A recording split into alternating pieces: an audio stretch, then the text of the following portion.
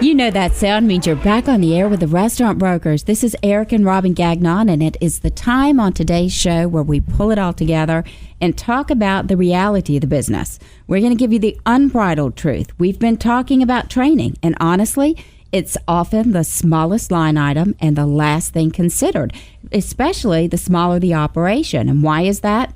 Well, the guy at the top, he knows every job, he does every job. But what happens when that restaurant owner retires or sells out the business? There's no talent base or knowledge base to transfer those skills. So, Eric, the reality is you cannot overlook training.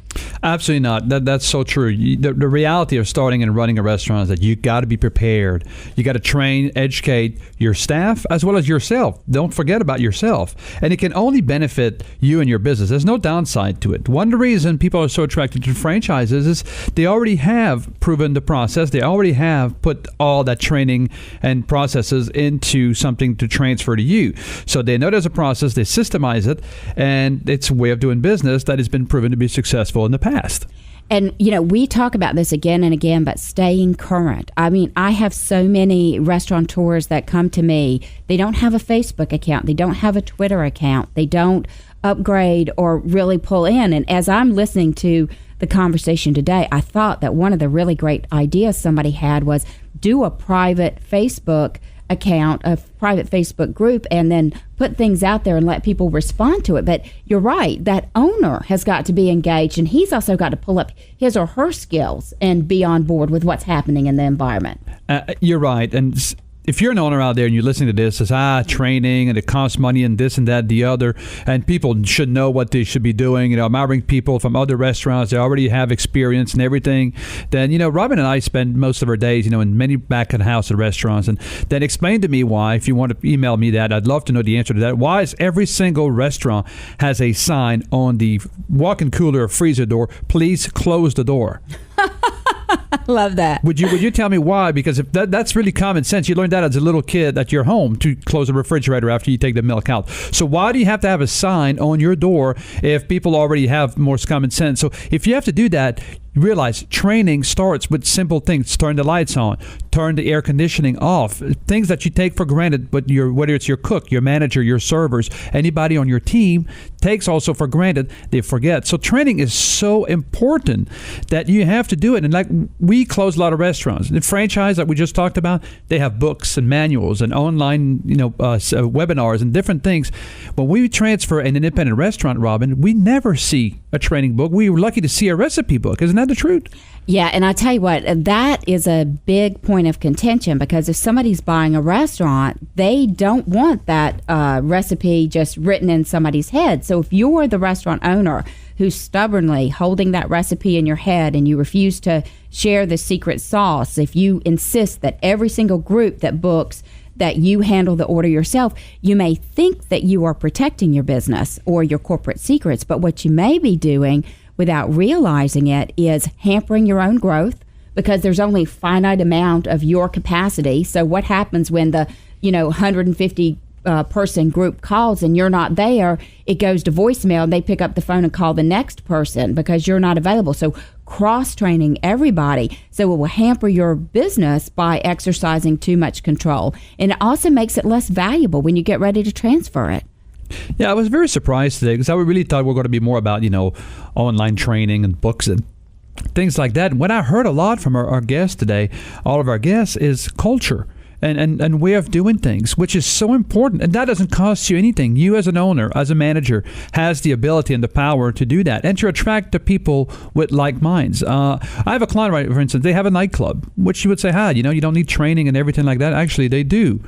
And they actually have one thing in common: they all like the outdoors. So once a year, he takes the whole group into a retreat and go out canoeing and fishing onto a river.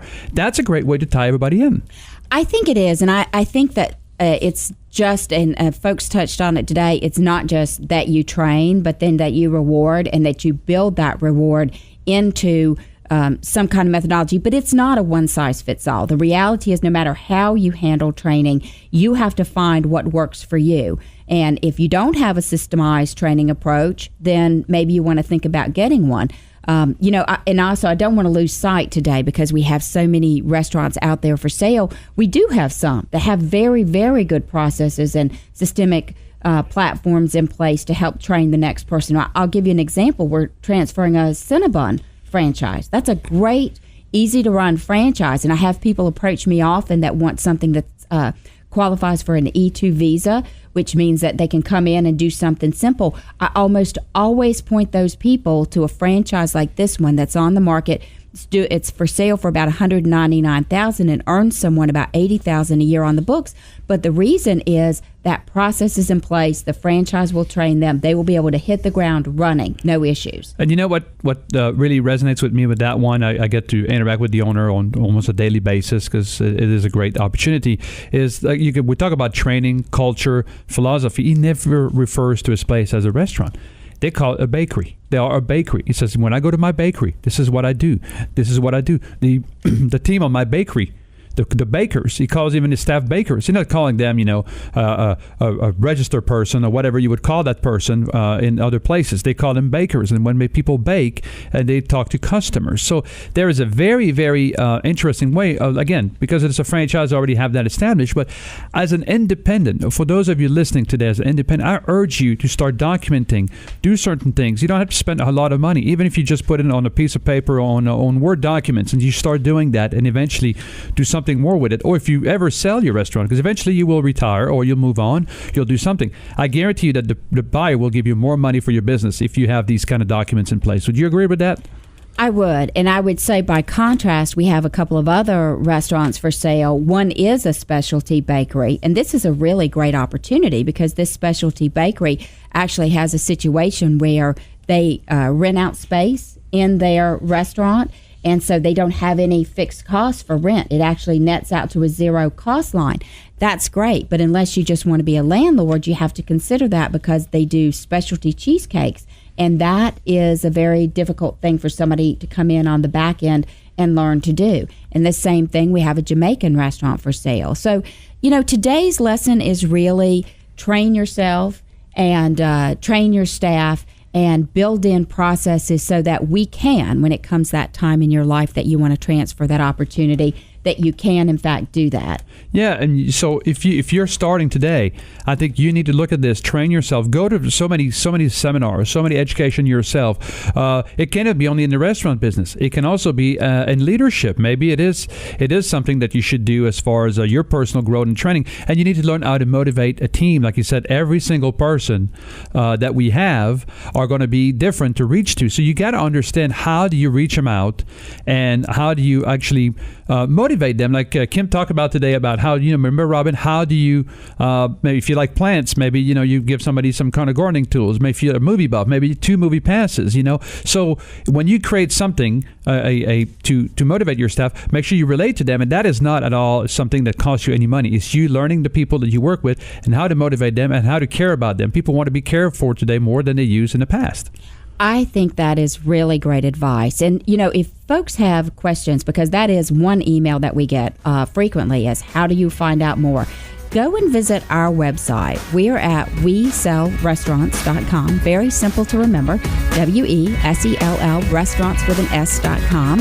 This is Eric and Robin Gagnon. We're the restaurant brokers and the industry leaders in restaurants for sale, franchise restaurant resales, and site location for the food service industry. Thanks for joining us today.